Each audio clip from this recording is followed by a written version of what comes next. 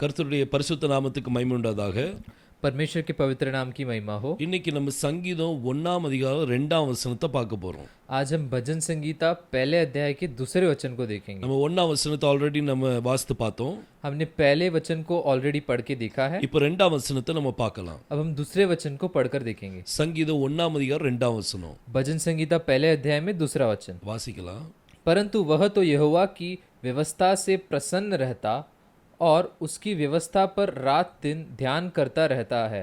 கர்த்தருடைய வேதத்தில் பிரியமாயிருந்து இரவும் பகலும் அதை தியானிக்கிற மனுஷன் பாக்கியவான். பாருங்க, இங்க இந்த வசனத்தை நம்ம ஒன்னொன்னா நம்ம போனதோட பார்த்த மாதிரி நம்ம பார்க்க போறோம்.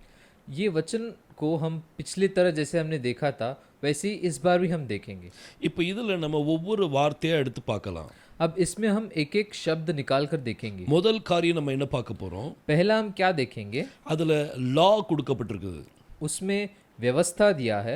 பாருங்க, இங்கிலீஷ்ல நான் வாசிக்கிறேன். देखिए मैं अंग्रेजी में पढ़ता हूँ। But his delight is in the law of the Lord, and in his law doth he meditate day and night. இதுல நம்ம எதை பார்க்க போறோம்னா, इसमें हम क्या देखने वाले हैं? லாவை பற்றி பார்க்க போறோம். हम व्यवस्था के बारे में देखेंगे। வேதத்தை பற்றி பார்க்கலாம். व्यवस्था के बारे में देखेंगे। இந்த லா அப்படின்னு சொன்னா ये लॉ जो है அதுக்கு எபிரேய மொழியில தோரான்னு சொல்லுவாங்க. उसको इब्रानी भाषा में तोरा कहते हैं। தோரா அப்படின்னா லா. तोरा का अर्थ है लॉ। த லா அப்படின்னு சொல்லி வரும்போது जब द लॉ आता है அப்போ ஒரே ஒரு லா தான். तब सिर्फ एक ही लॉ है। வெறும் லான்னு சொல்லும்போது தோரா. सिर्फ अगर लॉ बोलेंगे तो वो तोरा है। ஆனா த லா அப்படின்னு சொன்னா पर जब द लॉ कहते हैं அது தோராத்னு சொல்லுவாங்க. उसे तोरात कहते हैं। சோ தோராத் அப்படின்னா तो तोरात का अर्थ है ஒரு லா அப்படின்னு சொல்லி அர்த்தம். एक लॉ। அடுத்தது இந்த லா அப்படின்னு சொல்லணும்னா अगर इन द लॉ ऐसा कहेंगे तो அப்போ பே தோராத். उसे बेतोरात कहना है। இந்த பே அப்படிங்கிற வார்த்தை ये जो शब्द है அது இன் அப்படிங்கிற அந்த பொருளை கொடுக்கும். वो इन ये इसको दर्शाता है। சோ இந்த லா அப்படின்னு சொல்றதுக்கு तो इन द लॉ कहने के लिए அத பே தோராத் அப்படின்னு சொல்லி சொல்வாங்க. उसे बेतोरात कहना है। அடுத்தது அந்த வசனத்துல நீங்க பாத்தீங்கன்னா आगे उस वचन में देखेंगे तो அவருடைய வேதம் அப்படின்னு சொல்லி கொடுக்கப்பட்டிருக்குது. उनके व्यवस्था में அதாவது இன் ஹிஸ் லா அப்படின்னு சொல்லி கொடுக்கப்பட்டிருக்குது. वो ऐसा दिया है कि इन हिज लॉ ऐसा दिया है। அப்ப இன்னுக்கு என்ன வரணும்? तो वहां पे इन के लिए क्या आना है? அது பே அப்படின்னு சொல்லி வார்த்தை வரணும். वहां पे बे आना है। அப்ப தோராத் அப்படின்னு சொல்லி வரும். फिर तोरात आएगा அப்புறம் ஹிஸ் அப்படிங்கிற வார்த்தைக்கு और हिस उसके लिए அது கடைசில ஓ போடணும். आखिर में ओ डालना है। அதாவது வாவுக்கு மேல புள்ளி வரும். वो वाव के ऊपर एक बिंदी आएगा। சோ இத நீங்க சொல்லும்போது எப்படி சொல்லணும்? तो इसको आप उच्चारण करते समय कैसे कहना है? பே தோராத்தோ. बेतोरातो। சோ பே தோராத்தோ அப்படின்னு சொன்னா तो जब बेतोरातो कहते हैं இன் ஹிஸ் லா அப்படின்னு சொல்லி வரும். इन हिज लॉ अर्थ होता है। வெறும் தோராத்தோ அப்படின்னு சொன்னீங்கன்னா सिर्फ तोरातो कहेंगे तो அது ஹிஸ் லா அப்படின்னு சொல்லி வரும். वो हिज लॉ ऐसा हो जाता है। சோ தோரா அப்படிங்கிற வார்த்தையில तो तोरा ये जो शब्द है நம்ம இத்தனை காரியங்களை நம்ம பார்க்கிறோம். हमने इतने चीजों को देखा। இப்போ இந்த வசனத்துல பாத்தீங்கன்னா अब इस वचन में देखें तो அதுல ஒரு சில காரியங்களை நம்ம கவர் பண்ணியிருக்கோம். हमने इसमें कुछ कुछ कार्यों को कवर कर लिया है। இந்த லா அப்படிங்கறத நம்ம பார்த்துட்டோம். इन द लॉ देख लिया है। இன் ஹிஸ் லா அப்படிங்கறதையும் நம்ம பார்த்துட்டோம். इन हिज लॉ वो भी देख लिया है। இப்போ அடுத்தது நம்ம பார்க்கலாம். अब अगला हम देखेंगे। இப்போ அடுத்த ஒரு வார்த்தை, அதாவது டே அப்படிங்கிற வார்த்தை. अब अगला ये जो शब्द है वो डे டே அண்ட் நைட் அப்படின்னு சொல்லி சொல்லப்பட்டிருக்குது. डे एंड नाइट ऐसा कहा गया है। இரவும் பகலும் அப்படின்னு சொல்லி வார்த்தை இருக்குது. रात और दिन ऐसा दिया है। இதுக்கு பகலுக்கு என்ன வார்த்தை சொல்லுவாங்க? इसमें दिन को क्या शब्द दिया है? பகலுக்கு யோம் அப்படின்னு சொல்லி சொல்லுவாங்க. दिन को योम ऐसा कहते हैं। ஆனா பகல் நேரம் அப்படின்னு சொல்றதுக்கு, पर दिन के समय को जब ऐसा बोलेंगे तभी, அதாவது பகல் நேரத்துல அப்படின்னு சொல்றதுக்கு वो दिन के समय में जब ऐसा कहते हैं அது யோமாம் அப்படின்னு சொல்லி சொல்லுவாங்க. उसे योमाम कहना है। யோமாம் அப்படின்னா பகல் நேரம்.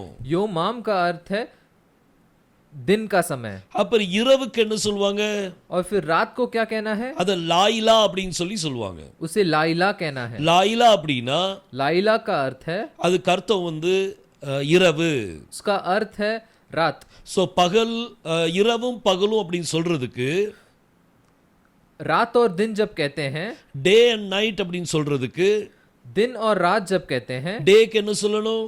दिन को क्या कहना है? யோமாம் அப்படின்னு சொல்லணும். योमाम कहना है. நைட்டுக்கு என்ன சொல்லணும்? रात को क्या कहना है? லாயிலான்னு சொல்லணும். लाइला कहना है. ஆனா ரெண்டுக்கு நடுவுல and இருக்குது. पर इसमें दोनों के बीच में एंड है. இந்த and அப்படிங்கிற வார்த்தைக்கு पर ये जो एंड ये शब्द के लिए இந்த யோமாமும் லாயிலா அப்படிங்கிற ரெண்டு வார்த்தைக்கு நடுவுல ये योमाम और ये लाइला ये दोनों के बीच में அங்க வா வரணும். वहां पे एक वाव आना है. வா லாயிலா. वा लाइला. வா லாயிலா அப்படின்னு சொன்னா वा लाइला जब कहते हैं and night அப்படின்னு சொல்லி அர்த்தம். एंड नाइट ऐसा अर्थ होता है. சோ டே அண்ட் நைட் அப்படின்னு சொல்றதுக்கு तो डे एंड नाइट कहने के लिए அது எப்படி சொல்லணும்? उसे कैसे कहेंगे? யோமாம் வா லாயிலா. योमाम व लाइला. சோ இப்படி பேரிங் உள்ள அந்த வார்த்தை வந்து நிறைய பைபிள்ல இருக்குது. तो ऐसे पेयरिंग वाले शब्द बहुत सारे कलाम में है. அது நம்ம தனியா ஒரு வீடியோல நம்ம பார்க்க போறோம். उसे हम दूसरे एक वीडियो में देखेंगे. நம்ம டே அண்ட் நைட் அப்படிங்கிற வார்த்தை இருக்குது. हमें डे एंड नाइट ऐसा शब्द है. ஈவினிங் அண்ட் மார்னிங் அப்படின்னு சொல்லி வார்த்தை இருக்குது. इवनिंग एंड मॉर्निंग ऐसा शब्द है. குட் அண்ட் பேட் அப்படின்னு சொல்லி வார்த்தை இருக்குது. गुड एंड बैड ऐसे शब्द हैं. இப்படி நிறைய பிப்ளிக்கல் வேர்ட்ஸ் இருக்குது.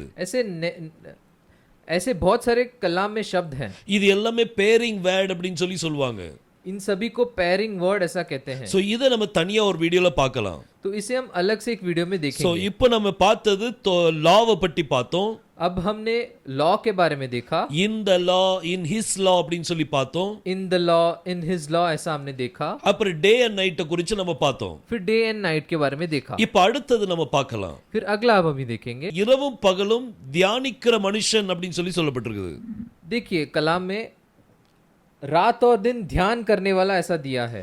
இந்த தியானம் அப்படிங்கிற வார்த்தை, ये ध्यान करना, இந்த மெடிடேட் அப்படிங்கிற வார்த்தைக்கு ये मेडिटेट ये शब्द को அதுக்கு எபிரேய மொழியில என்ன சொல்வாங்கன்னா उसको इब्रानी भाषा में क्या कहेंगे? ஹகா அப்படின்னு சொல்லி சொல்வாங்க. उसे हगा कहना है. ஹகா அப்படின்னா மெடிடேஷன்.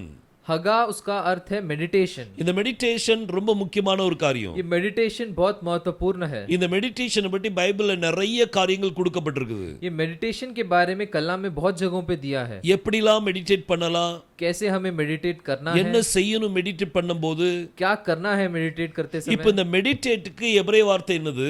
अभी मेडिटेट का अब ये मेडिटेट का इब्रानी शब्द क्या है? அது ஹகா. उसे हगार कहना है. அதே மாதிரி இப்போ ஒரு சப்ஜெக்ட் அதுல இன்வால்வ் பண்ணணும் அப்படின்னா अगर उसके साथ कोई सब्जेक्ट को इन्वॉल्व करना है तो இப்போ ஒரு மெடிடேஷன் யார் பண்றா? अब मेडिटेशन कौन करता है? ஒரு மனிதன் பண்ணுகிறான். एक व्यक्ति करता है. சோ இந்த மனிதன் அதுல இன்வால்வ் பண்ணணும்னா ये व्यक्ति को अगर उसमें लाना है तो அப்போ இந்த ஹகாக்கு முன்னாடி तो ये हग्गा के आगे அங்க யோத் போடுவாங்க. वहां पे योद डालते हैं. அந்த யோத் போட்டாச்சுன்னா ये योद डाल देंगे तो அது வந்து ஒரு சப்ஜெக்ட் வந்து இண்டிகேட் பண்ணும். वो एक सब्जेक्ट को इंडिकेट करता है. இந்த சப்ஜெக்ட் வந்து அவங்க மெடிடேட் பண்றாங்க, இந்த பர்சன் வந்து மெடிடேட் பண்றாங்க. ये व्यक्ति उसे मेडिटेट कर रहे हैं. சோ இத நீங்க சொல்லும்போது तो इसे जब हम कहते हैं யஹ்கே, यहगे, இந்த யஹ்கே அப்படின்னு சொல்லி வரும்போது ये यहगे जब आता है, ஹகான்னு அர்த்தம் என்னது? हग्गा का क्या अर्थ है? மெடிடேட். मेडिटेट. ஆனா யஹ்கே அப்படின்னு சொல்லி சொல்லும்போது पर यहये जब कहते हैं யாரோ ஒருத்தர் மெடிடேட் பண்றாங்க, कोई तो मेडिटेट कर रहा है वहां அந்த पे, மனிதன் அது குறிக்கும். वो व्यक्ति को दर्शाता है. சோ இப்படி இந்த யோத் முன்னாடி வந்தாச்சுன்னா यहाँ पे योद आगे आ गया तो அங்க அப்போ ஒரு பர்சன் இண்டிகேட் பண்ணுது, ஒரு பொருளை இண்டிகேட் பண்ணுது. यहाँ पे एक व्यक्ति को इंडिकेट करता है या तो कोई चीज को इंडिकेट करता है. சோ இந்த மாதிரி அந்த யோத் வந்து நீங்க அப்ளை பண்ணலாம். तो ऐसे आप वो योद को अप्लाई कर सकते हैं. சோ இப்போ அடுத்தது நம்ம பார்க்கலாம். अब अगला हम देखेंगे பிரியம் அப்படிங்கிற வார்த்தை, प्रसन्न ऐसा शब्द, இது டிலைட் அப்படிங்கிற வார்த்தை. डिलाइट ये शब्द, இதை எபிரேய மொழியில என்ன சொல்வாங்க? इसको इब्रानी भाषा में क्या कहेंगे? கஃபாட்ஸ் அப்படின்னு சொல்லி சொல்வாங்க. खाफाट्स कहना है. கஃபாட்ஸ் அப்படின்னா அதுல பிரியம் அப்படின்னு சொல்லி அர்த்தம். खाफाट्स का अर्थ है खाफाट्स का अर्थ है प्रसन्न. சோ இந்த மாதிரி இந்த வார்த்தைகள் இருக்குது. तो ऐसे ये शब्द है. ஆனா இங்கிலீஷ்ல இந்த வசனத்தை பாத்தீங்கன்னா पर इसे अंग्रेजी में वचन को देखेंगे तो பட் ஹிஸ் டிலைட் அப்படின்னு சொல்லி கொடுக்கப்பட்டிருக்குது. But his delight. அப்போ ஹிஸ் டிலைட்னு வரும்போது तो हिज डिलाइट जब आएगा, நம்ம போன வீடியோல போன ஸ்லைட்ல பார்த்தோம், हमने पिछली स्लाइड में देखा था, ஹிஸ் லா அப்படின்னு சொல்லி வரும்போது हिज लॉ जब आता है தோராத்தோ அப்படின்னு சொல்லி வந்துச்சு. तोरातो आया था, அது லாஸ்ட்ல ஓ வரும். आखिर में ओ आया था। அதே மாதிரி இந்த டிலைட் வரும்போது उसी तरह जब डिलाइट आता है, இந்த காஃபாட்ஸ் அப்படிங்கிற வார்த்தை, ये काफास ये जो शब्द है, இத நீங்க இப்போ ஹிஸ் டிலைட் அப்படின்னு சொல்லும்போது इसे आप जब हिज डिलाइट कहेंगे, கெப்சோ அப்படின்னு சொல்லி வரும். केफ्सो कहना है, லாஸ்ட்ல இந்த ஓ வரும். आखिर में वो ओ आता है। அந்த சாடையோட இந்த ஓவை நீங்க இணைச்சு பேசணும். वो साड़े के साथ ये ओ को आप जोड़कर कहना है। சாடையோட இந்த ஓவை இணைச்சு உச்சரிக்கணும். ये साड़े के साथ ये ओ रखकर आपको उच्चारण करना है। சோ அப்படின்னு சொல்லி வரும். सो ऐसा आएगा। சோ கெப்சோ. सो केफ्सो। கெப்சோ அப்படின்னா केफ्सो का अर्थ है அது ஹிஸ் டிலைட், हिज डिलाइट, அவனுடைய விருப்பம், அவனுடைய பிரியம் அப்படின்னு சொல்லி வரும். उसका प्रसन्न। சோ இந்த மாதிரி ஒரு சில காரியங்கள் இருக்குது. तो ऐसे कुछ कार्य है। இப்போ நம்ம இந்த வசனத்துல अब हम ये वचन में நம்ம ஏறக்குறைய எல்லாமே பார்த்துட்டோம். लगभग हमने सब कुछ देख लिया है। अभी ஹிஸ் டிலைட் அப்படிங்கறது பார்த்துட்டோம். हिज डिलाइट देख लिया है। அது என்னது? கெப்சோ. वो क्या है? केफ्सो। அப்புறம் இந்த லா அப்படின்னு சொல்லி பார்த்தோம். इन द लॉ हमने देख लिया है। இந்த லாங்கிறதுக்கு என்ன சொல்லணும்? इन द लॉ के लिए क्या कहना है? பேதோராத். बेतौरात। அடுத்த லார்ட் என்னது? யாவே. फिर लॉर्ड क्या है? यावे। அப்புறம் இன் ஹிஸ் லா அப்படின்னு சொல்லி வருது. फिर यहाँ पे इन हिज लॉ ऐसा आता है, அதுக்கு என்ன சொல்லணும்? उसके लिए क्या कहना है? பேதோராத்தோ. बेतौरातो। பேதோராத்தோ. बेतौरातो। சோ அந்த மாதிரி அந்த வேர்ட் வரும். तो वैसा वो शब्द आएगा। அடுத்தது நம்ம என்ன பார்த்தோம்? अगला हमने क्या देखा? he meditates. He meditates. அவ தியானம் பண்ணுகிறவன். वो ध्यान कर रहा है। சோ தியானத்துக்கு ஹகா. वो ध्यान के लिए हगार। ஆனா ஒரு மனிதன் இண்டிகேட் பண்ணும்போது पर एक व्यक्ति को इंडिकेट करते समय யெஹ்கே அப்படின்னு சொல்லி வரும். यह्गे ऐसा कहना है। அப்புறம் கடைசில டே அண்ட் நைட். फिर आखिर में day and night. Day and நைட்டுக்கு என்ன சொல்வீங்க? डे एंड नाइट के लिए क्या कहना है? யோமாம் வா லாய்லா. योमाम व लाइला। சோ இந்த மாதிரி நம்ம எல்லாமே பார்த்துட்டோம். तो इस तरह हमने सब कुछ देख लिया இப்போ है। விடுபட்ட ஒரு சில காரியங்களை உங்களுக்கு சொல்ல போறேன். अब जो छूट गया है वो चीजों को मैं बताने वाला இப்போ हूँ। ஹீப்ரூல அந்த வசனத்தை பாருங்க. अब इब्रानी में ये वचन को देखिए। இதுல முதல் வார்த்தை கீ. इसमें पहला जो शब्द है वो की है। இந்த கீங்கிற வார்த்தையை தான் ये की ये शब्द को ही அங்க இங்கிலீஷ்ல பட் அப்படின்னு சொல்லி டிரான்ஸ்லேஷன் பண்ணப்பட்டிருக்கு. वहां अंग्रेजी में बट ऐसा ट्रांसलेशन किया है। அந்த அடுத்தது இம் அப்படிங்கிற வார்த்தை இருக்குது. अगला इम ये शब्द है। இம் அப்படின்னா இஃப் அப்படிங்கிற மீனிங் வரும். इम इसका अर्थ इफ ऐसा होता है। அப்போ கீ இம் அப்படின்னு சொன்னா तो की इम ऐसा जब कहेंगे, பட் இஃப், बट इफ ऐसा है, அந்த அந்த வார்த்தையினுடைய பொருள் வரும். तो वहां पे वैसा वो शब्द का आता है। பட் இஃப் அப்படின்னு சொல்லி வரும். बट इफ ऐसा आता है। இப்போ இத நம்ம ஃபுல்லாவே நம்ம என்ன செய்யலாம்? வாசித்து பார்க்கலாம். अब इसे हम पूरी तरह से पढ़कर देखेंगे। ஏறக்குறைய நம்ம எல்லாமே நம்ம பார்த்துட்டோம். हमने ऑलमोस्ट पूरा देख लिया है। இப்போ நம்ம அத ஃபுல்லா நம்ம என்ன செய்வோம்? வாசிக்கலாம். अब पूरी तरह से हम पढ़ेंगे। நான் வாசிக்க நீங்க என் பின்னால சொல்லுங்க. मैं पढ़ते पढ़ते आप मेरे पीछे बोलिए। की इम बेतोरात यावे केप्सो ऊ बेतोरातो यह्गे योमाम वलाइला. இன்னொரு தடவை வாசிக்கிறேன். फिर से पढ़ रहा हूं। की इम बेतोरात यावे केप्सो ऊ बेतोरातो यह्गे योमाम वलाइला.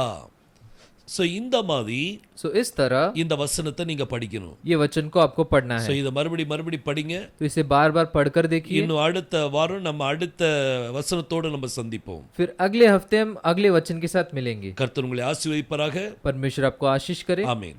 आमीन।